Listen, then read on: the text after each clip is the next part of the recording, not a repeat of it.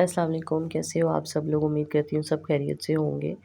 आज अयान को मैंने अपने साथ रूम नीट करने पे लगाया कि अयान फ़ौरन से रूम नीट करो। आज खाला ने हमें इफ्तार पर बुलाया है, फिर वो फ़ौरन आ गया और मेरे से रूम नीट कराया।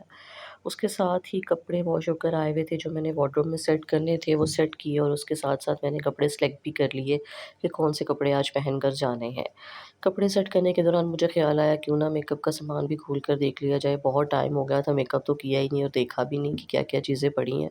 हयात भी है कि नहीं है क्योंकि मेरी जो हूर है वो मेरे मेकअप की दुश्मन है।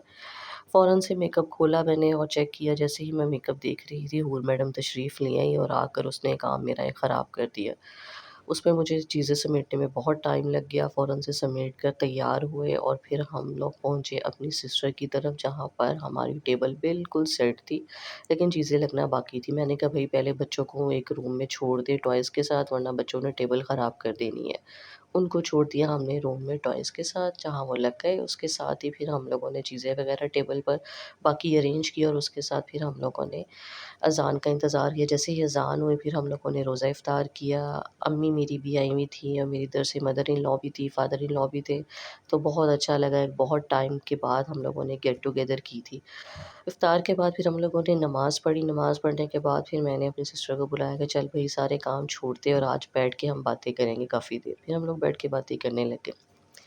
सिस्टर्स की भी क्या बातें होती है ना जो ख़त्म होने का नाम ही नहीं लेती और काफ़ी देर बैठ के हम लोग बातें करते रहे और टाइम का बिल्कुल पता नहीं चला। बातें करते-करते भूख लग गई, मैं कहा चलो भई बैठ के थोड़ी-सी फ्रूट चाट खा लेते हैं। उसके बाद ही हमने सोचा कि ईद की शॉपिंग पर डिस्कस करें। मेरी सिस्टर ने कहा आओ मैं तुम्हें अपनी ईद की शॉपिंग दिखाती हूँ जो उसने ज़ेलबेरी और बिन सईद से ऑनलाइन मंगवाए थे। साथ ही उसने अपनी मुझे ज्वेलरी भी दिखाई जो बहुत प्यारी थी। उसमें से एक चीज़ उसने मेरे लिए भी ऑर्डर की थी जो इयररिंग्स थे ये जो मेरे पास हैं। बहुत ही खूबसूरत है ये earrings. Thank you so much Hina. और साथ ही ये मेरे बच्चों ने ब्लॉक्स खोल के बैठकर बस कहा कि आज हमने ब्लॉक्स के साथ खेलना है, तो ब्लॉक्स के साथ लग गए। उसके बाद फिर हम थक गए और फिर घर आ गए। मैंने कहा बस अब लेटेंगे और सो जाएँगे और जैसे ही हम लेटे और हम लोगों ने बस सोने की तैयारी शुरू कर दी।